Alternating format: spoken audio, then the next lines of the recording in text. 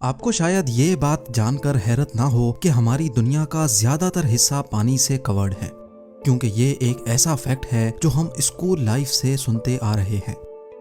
लेकिन आज हम दुनिया के 4 ओशंस नहीं बल्कि सिर्फ एक ओशन की बात करेंगे और उसकी मैसिवनेस देखकर आप यकीनन हैरान रह जाएंगे। जेम टीवी की वीडियोस में एक बार फिर से खुशामदीद। नाजरीन, वैसे तो तमाम कॉन्टिनेंट्स को चारों तरफ से घेर कर रखने वाला सिर्फ एक ही ओशन है, लेकिन हमने अपनी आसानी के लिए इनको अलग अलग नाम दे रखे हैं। ये ओशन 4 अलग अलग रीजन्स में डिवाइडेड है: अटलांटिक, इंडियन, आर्कटिक और पैसिफिक ओशन।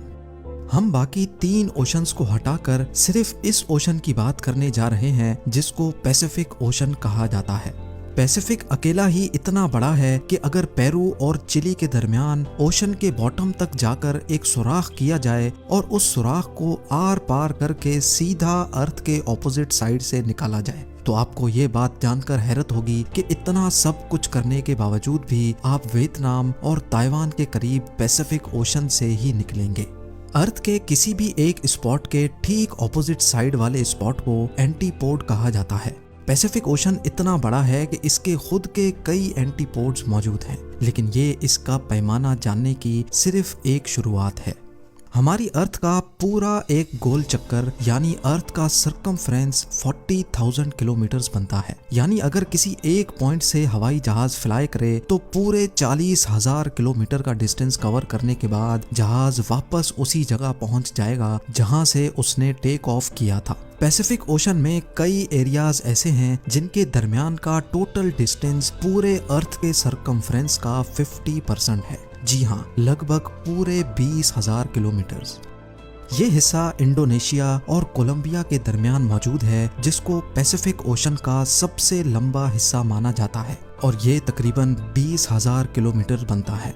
रिसर्च के दौरान मुझे भी ये जानकर हैरत हुई कि इंडोनेशिया और कोलंबिया के दरमियान पैसिफिक ओशन के इस हिस्से में हमारा पूरा चांद फिट आ सकता है। सिर्फ एक नहीं बल्कि लाइन से पूरे 5 चांद, और उसके बावजूद भी इसमें काफी जगह खाली बच जाएगी। पैसिफिक ओशन की मैसिवनेस का अंदाजा आप इस बात से लगा लें कि हम इस पूरे ओशन को एक साथ देख भी नहीं सकते। किसी शिप में सवार होकर पैसिफिक ओशन के साइज का अंदाजा लगाना तो एक इम्पॉसिबल टास्क है, क्योंकि हमारी आंखें अर्थ के होराइजन को देख रही होती हैं और ये होराइजन कर्व हो जाता है। इसी वजह से हम ज्यादा दूर नहीं देख सकते। यही रीजन है कि समंदर में दूर दूर तक देखने पर समंदर और आसमान एक दूसरे से मिले हुए लगते हैं। 6 फुट लंबा इंसान समंदर में सिर्फ 5 किलोमीटर दूर तक देख सकता है। अगर उसके भी पार देखना हो तो किसी ऊंची जगह से देखना जरूरी हो जाता है। अगर समंदर के ऊपर किसी हवाई जहाज में माउंट एवरेस्ट जितनी ऊंचाई से भी देखा जाए तो हमें पैसिफिक ओशन सिर्फ 370 किलोमीटर दूर तक ही नजर आ सकेगा। यानी सिर्फ इतना दूर जितनी ये लाइन आप देख रहे हैं। ये तो हुई सिर्फ हवाई जहाज से देखने की बात। पैसिफिक ओशन को हम 400 किलोमीटर दूर आसमान में गर्दिश करते इंटरनेशनल स्पेस स्टेशन से भी एक साथ नहीं देख सकते। एक अंदाजे के लिए गूगल अर्थ का रुख करते हैं। ये है पैसिफिक ओशन में मौजूद एक आइलैंड जो बोरा बोरा के नाम से फेमस है। ये वो हाइट है जहां से नॉर्मली ड्रोन कैमरा देख सकता है। जूम आउट करके अब हम 10 किलोमीटर की उस हाइट तक पहुंच चुके हैं जहां से नॉर्मल कमर्शियल एयरप्लेन में बैठकर देखा जा सकता है। मजीद जूम आउट किया जाए तो 400 किलोमीटर की हाइट पर अब हम इंटरनेशनल स्पेस स्टेशन की ऊंचाई से पैसिफिक ओशन को देख रहे हैं। लेकिन अभी भी हमें पूरा पैसिफिक एक साथ नजर नहीं आ पा रहा।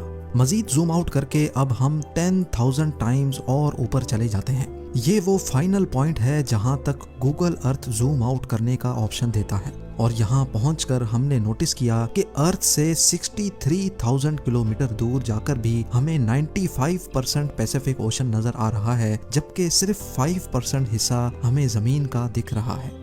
नंबर्स की बात की जाए तो Pacific ocean 16.5 crore square kilometres के एरिया पर फैला हुआ है। ये एरिया इतना जायंट है कि इसमें पूरा north America, south America, Europe, Africa, Asia, Australia, Antarctica और ग्रीनलैंड भी फिट आ सकता है। कुल मिलाकर बात की जाए तो जहां पैसिफिक ओशन का एरिया 16.5 करोड़ स्क्वायर किलोमीटर्स है, वहीं अर्थ पर मौजूद सारी जमीन का कंबाइंड एरिया ही